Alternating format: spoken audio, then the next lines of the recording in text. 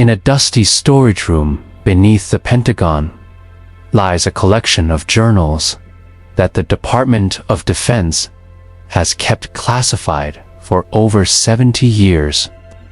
The personal writings of General Marcus Blackwood, a brilliant military strategist whose revolutionary tactics changed the course of World War II, but whose very existence was erased from history books to protect a secret so dangerous it could have destroyed America's alliance with its closest ally, Dr. Rachel Sterling was a military psychologist studying combat stress when she accidentally discovered General Blackwood's existence while researching declassified documents about shell-shock treatment during World War II.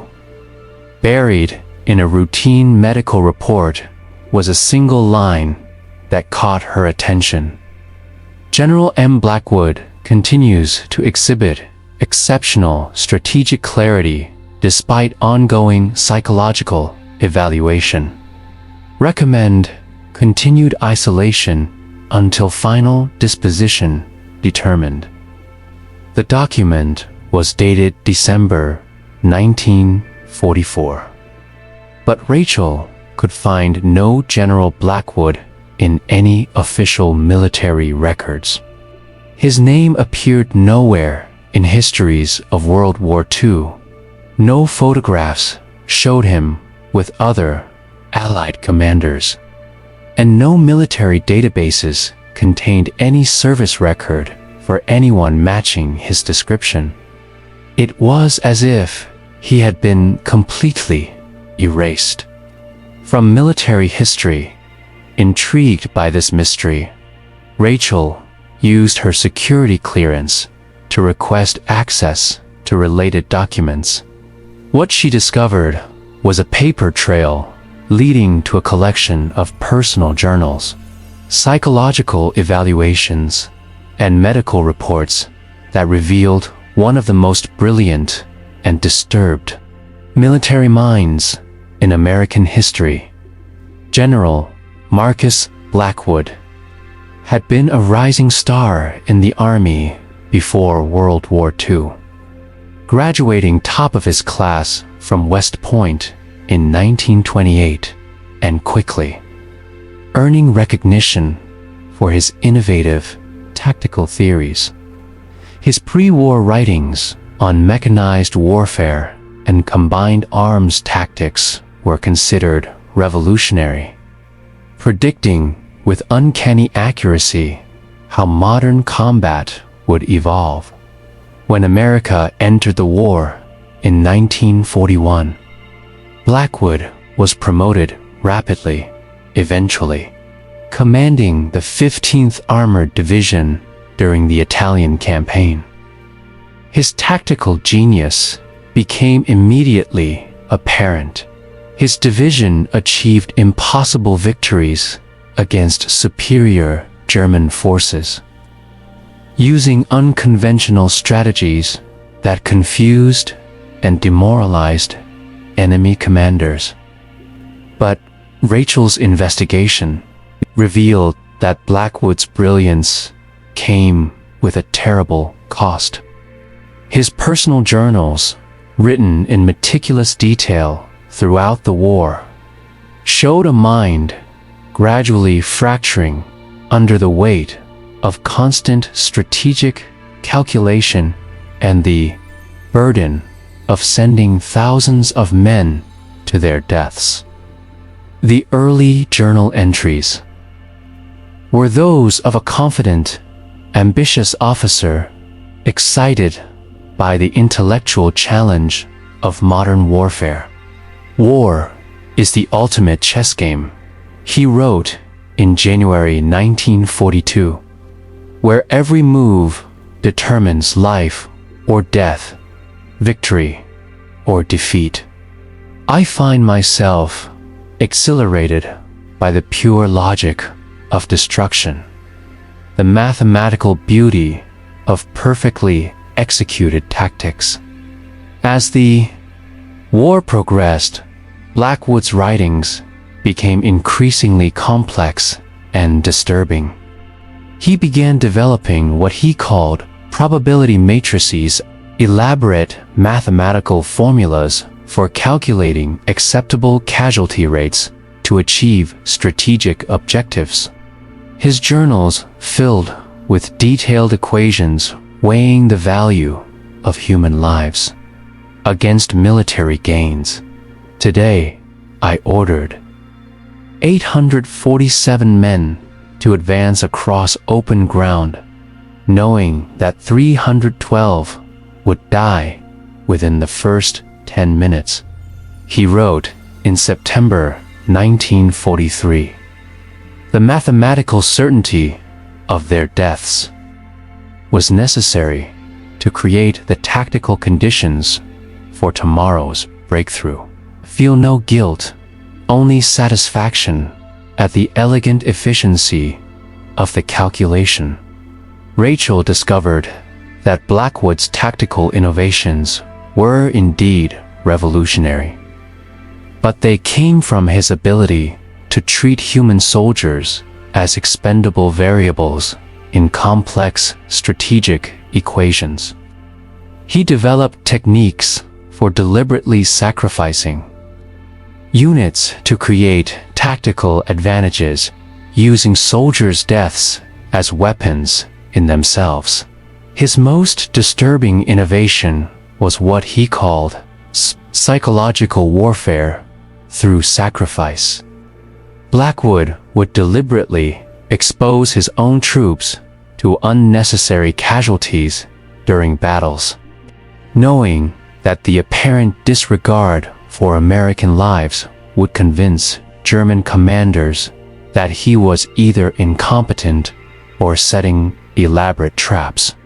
When the Germans adjusted their tactics to exploit what they thought was poor American leadership, Blackwood would spring devastating counterattacks. The strategy was brutally effective. Blackwood's division achieved victory, but always at a horrific cost in American lives. His success rate was unmatched, but so was his casualty count. Other Allied commanders began questioning his methods, but the results were undeniable wherever Blackwood fought. The Germans were defeated. Rachel's most chilling discovery was Blackwood's journal entry from October 1944, describing his analysis of the planned D-Day invasion. Military historians have always wondered why the Normandy landings succeeded despite seemingly insurmountable German defenses. Blackwood's writings reveal that he had secretly advised the invasion planners to deliberately choose the most heavily defended beaches. The key to Overlord's success lies in convincing the Germans that we are making tactical errors, he wrote. By landing at Omaha and Utah beaches, where their defenses are strongest, we create the illusion of American incompetence. The Germans will commit their reserves to what they believe is a failing invasion, leaving themselves exposed to our real strategic objectives inland. The strategy worked perfectly, but at the cost of thousands of additional American lives. Horrific casualties at Omaha Beach, which military historians have always attributed to poor intelligence and tactical errors, were actually the result of Blackwood's calculated decision to sacrifice soldiers to achieve strategic deception. As Rachel continued reading, she found that Blackwood's psychological state deteriorated rapidly after D-Day. The weight of deliberately causing American deaths began affecting his mental stability. His handwriting became erratic, his strategic calculations increasingly paranoid and complex. By November 1944, Blackwood was experiencing what modern psychiatrists would recognize as severe dissociative episodes. His journals describe conversations with the ghosts of soldiers he had sacrificed, elaborate hallucinations where battlefield casualties would visit his tent to question his decisions. "They come to me every night now," he wrote in December 1944. Sergeant Miller, who I sent to die at Monte Battaglia, Private Jackson, who bled out in a ditch outside Anzio because I needed his squad's sacrifice to convince the Germans our left flank was weak. They don't accuse me, they simply ask me to explain the mathematics. How do you calculate the value of a human soul? The final journal entries showed a brilliant mind completely fracturing under the weight of its own calculations. Blackwood began developing increasingly elaborate theories about warfare, death, and human value. He created complex philosophical frameworks attempting to justify his tactical sacrifices, filling pages with equations that attempted to quantify the moral weight of deliberate casualties. His last coherent entry, dated January 15, 1945, was a detailed analysis of his own psychological state. "I have become a monster in pursuit of victory," he wrote. "My tactical genius springs from my ability to see human beings as numbers in equations. This clarity has made me unbeatable as a strategist, but it has also destroyed my humanity. Can no longer distinguish between necessary sacrifice and murder."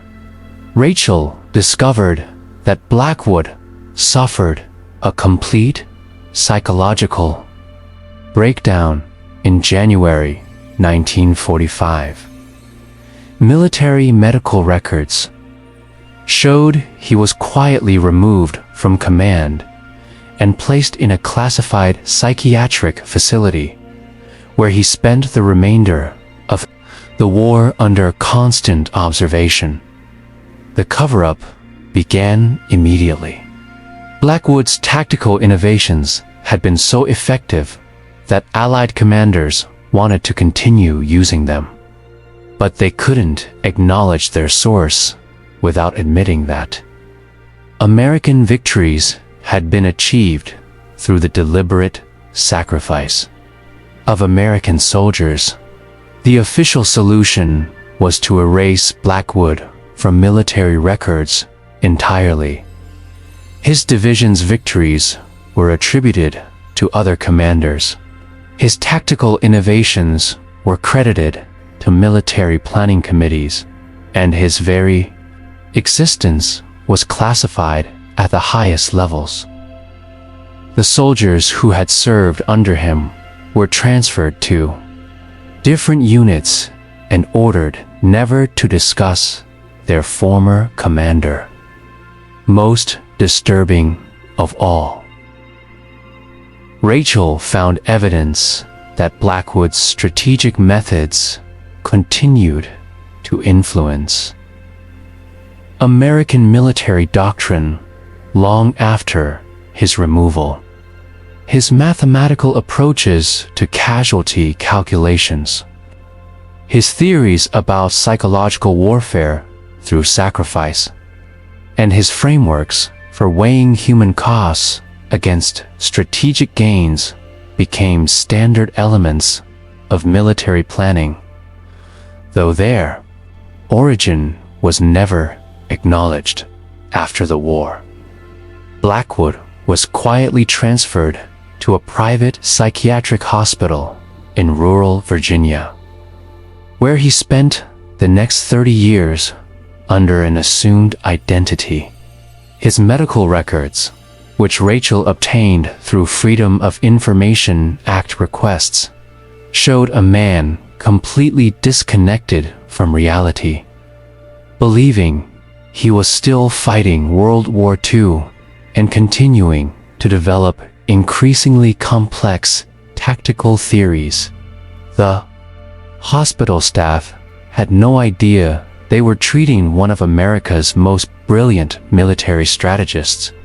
To them, he was simply another war veteran suffering from severe combat trauma. A man who spent his days filling notebooks with incomprehensible military diagrams and casualty calculations. Blackwood died in 1978, still believing he was planning the next day's offensive.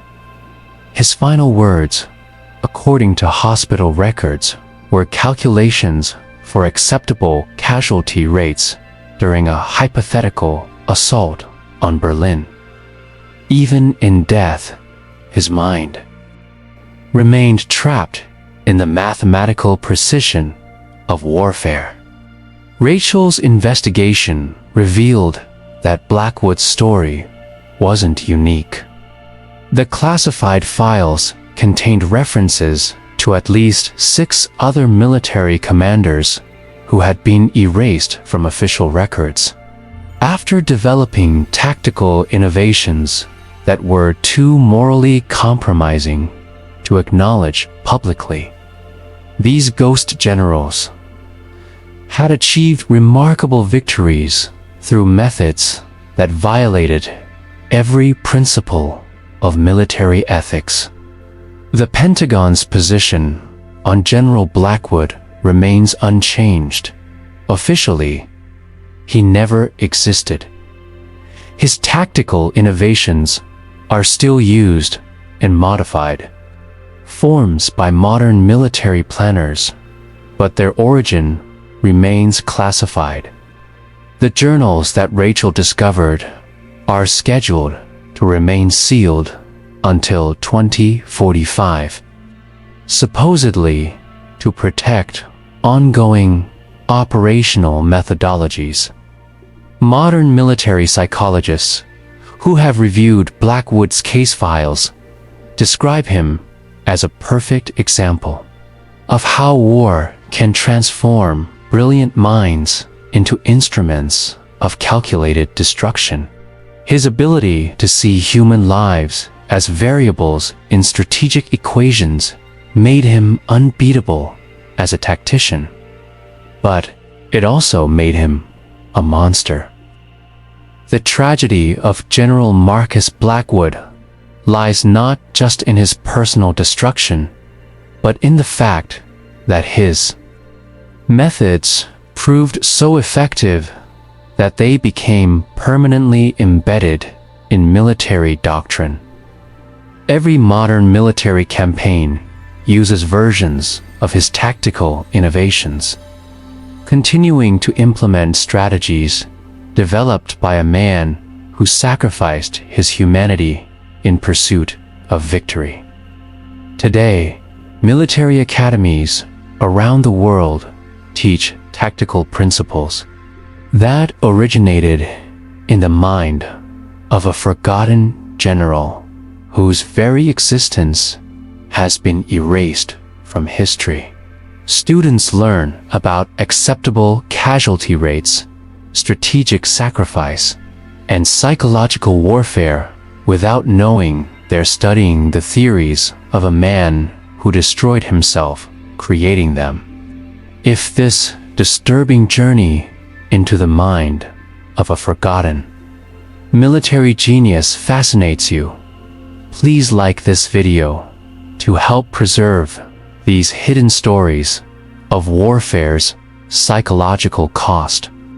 Subscribe for more investigations into the classified histories and government secrets that military establishments don't want discussed. Comment and tell me, was General Blackwood a tactical genius whose methods saved lives in the long run? Or was he a war criminal whose innovations should have been buried with him? Should military history acknowledge commanders whose effective tactics came at morally unacceptable costs? Let me know which forgotten military figure you'd like me to investigate next. The admiral who won battles through deliberate, friendly fire. The pilot who developed kamikaze tactics for Allied forces. The intelligence officer who created modern torture techniques. Or the general who planned civilian targeting strategies. Subscribe, hit notifications, and share with anyone interested in the dark psychology behind military victory. See you next time as we explore more of the brilliant but disturbed minds that shaped modern warfare through methods too terrible to acknowledge. Remember, the most effective military strategies are often the ones history prefers to forget.